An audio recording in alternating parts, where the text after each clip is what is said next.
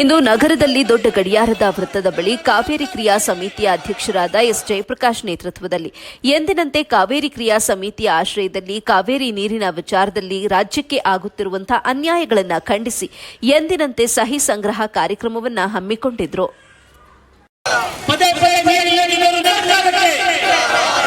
Tamil Nadu